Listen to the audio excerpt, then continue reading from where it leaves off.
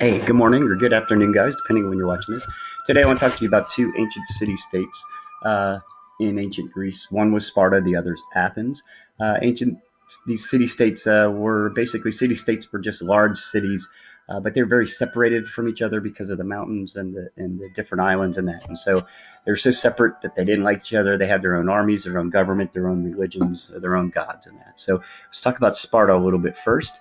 They were founded by the Dorians. These were the Greeks who had saved Greece from the Dark Ages, but they didn't go out and set up colonies and trade with others. In fact, they were very kept to themselves, and they had to conquer land when they needed it for food. So they conquered more and more land, and as they did so, the people they would conquer, they captured, and became slaves, and these slaves became known as helots. Um, and they got so many of these slaves that eventually the helots, the slaves, outnumbered the Spartan people. And the government was really, really afraid that they were going to revolt, like rebel and fight against them because they outnumbered them. So the Spartan government took complete control. They controlled the society. They closed it. They said, look, no one's allowed to leave Sparta, and no one's allowed to come in and visit. We don't want people leaving out or visiting, and maybe the people of Sparta will find out that, how they're running the government's not the way to do it. And because they're afraid of the Helots rebelling, they created a military society. So boys at age 7 are taken from their families and thrown into military training. No, there is no option. And they're treated severely harsh. They're whipped, they're beat, they're left to go hungry so that they learn how to steal and get away with it. They're tough, tough, tough. So that by age 20, when they enter the regular army, they are like just that's all they do is fight, and they become the best trained and the most uh, feared army in the whole world. Uh, in this society, when babies are born, if they look like there's a physical deformity, like maybe they're missing a finger or something's not right with them, uh, the government will take that baby and have them killed. And this was it. This society was about raising boys to become soldiers. The military lasted until you were 60.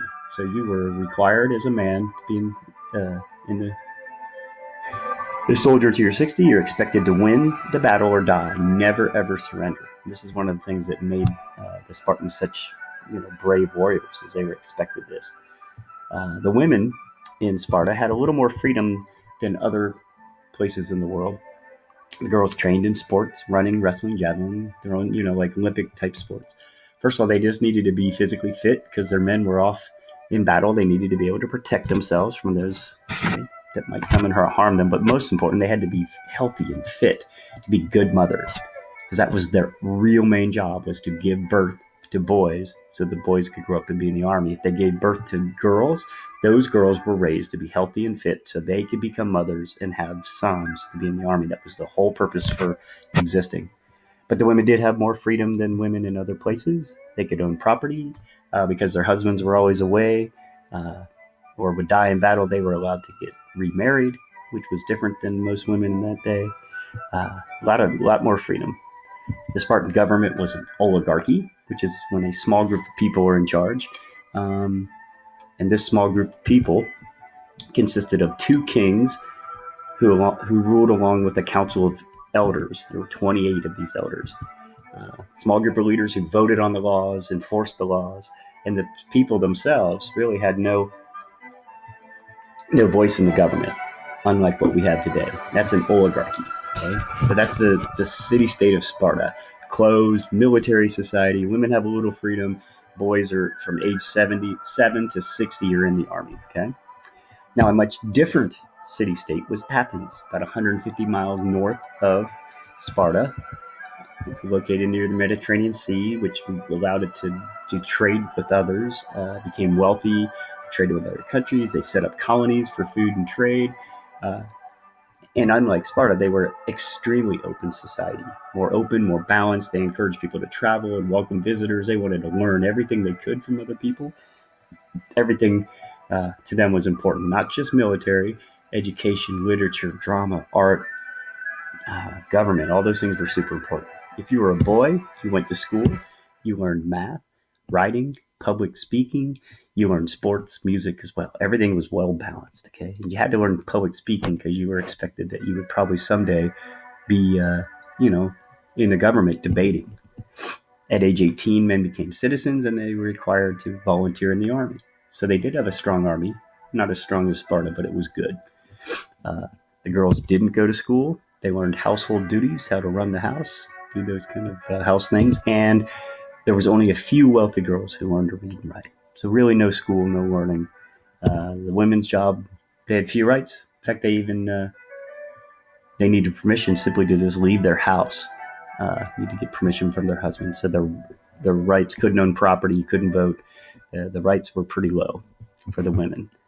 Um, in Athens, a polis is the Greek word for city-state, and these were like tiny independent countries. Okay, and in Athens and other Greek city-states, there was the center of the city was something called the Acropolis. It would be a hill fortified, meaning it had a wall around it. So this big hill, in fact, acro means high and polis means city. So it was high city. And on the top of this high city was where they worshiped. So your temples to the different Greek gods would be there. And it was a safe refuge during attacks. So when enemy came, everybody went up there and were safe. Down below was an open area at the bottom of the hill called the Agora. It was an open market and place for public debate. And people would just debate and talk about politics. Not that much different than what we do here today in places, right?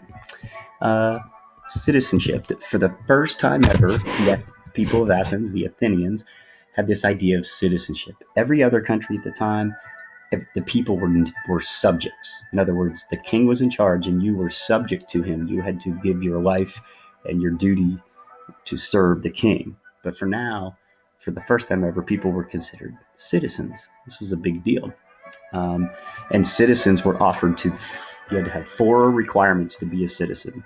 You had to be free, so not a slave, native born, so born in Athens. You had to be a man, couldn't be a woman, and you had to own land. So free, native born men who own land. Those were the 4 requirements. So it wasn't everybody, but it was better than being a subject, okay?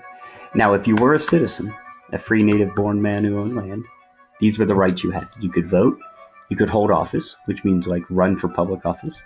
You could own property, and you could defend yourselves in court. And these are rights that we as citizens in America have today too, so we can thank the Greeks for that.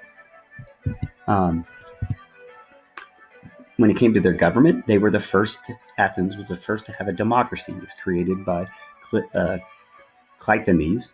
And this was this idea that people have a right to vote. Okay. In other words, it's government by the people. They didn't have what we have today, which is representative. They had a direct democracy. The citizens themselves, right? Those landowning men, right? They created the laws, debated on them, and voted for them. And they had to do it all together. So we can't do that today with 330 million citizens in America. There's too many of us to get in one room and argue and debate on the laws and write them. So that's why we vote for others to do that for us. But that's called a direct democracy, what Athens had. We have a representative democracy. So I think that's it. Let me show you a quick picture of the Acropolis in Athens. Here's the temple to Athena, big, huge temple to their goddess Athena. And then down, right, this is the wall. This is where the wall of protection would have been. And then here is just at the bottom of that, a drawing of what the Agora was. This is the marketplace, the meeting place where everyday people would just hang out and, do their shopping and hang out and talk. So anyway, I hope you learned a lot about the difference between Sparta and Athens. And I want you to start thinking about, well, where would you rather live if you had a choice? And we'll go from there. Anyway, have a great day, guys.